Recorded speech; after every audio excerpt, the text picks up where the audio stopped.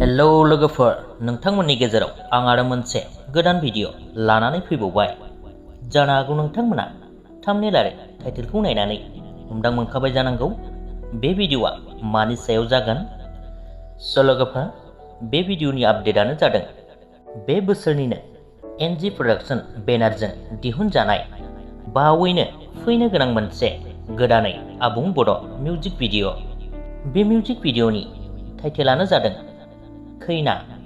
बे मिउजिक भिडिअआवनो गाहायै फाव खालामनाय नुनो मोनगोन बर'निनो मुंदांखा फावखुंगुर बिथां लिंसार बसुमतारी आरो फावखुंग्रि बिथां ग्रेस्मि नार्जारी।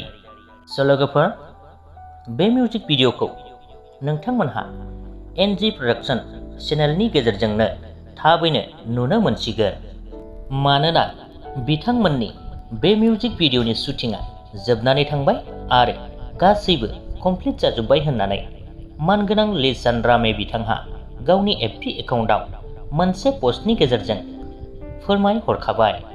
स' लोगोफोर, आसा खालामो नोंथांमोनहा बयबो फैनो गोनां बे मिउजिक भिडिअखौ नायनो थाखाय एक्साइटेड जानानै थागोन आरो बयबो अनसायहैगोन होननानै मिजिं थिबाय।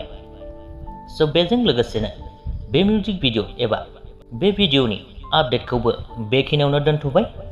भिडिअखौ नायनानै मोजां मोनदोंब्ला लाइक खालामदो, लोगोसेनो चेनेलखौबो साबस्क्राइब खालामनानै लादो। गोजोन्थों।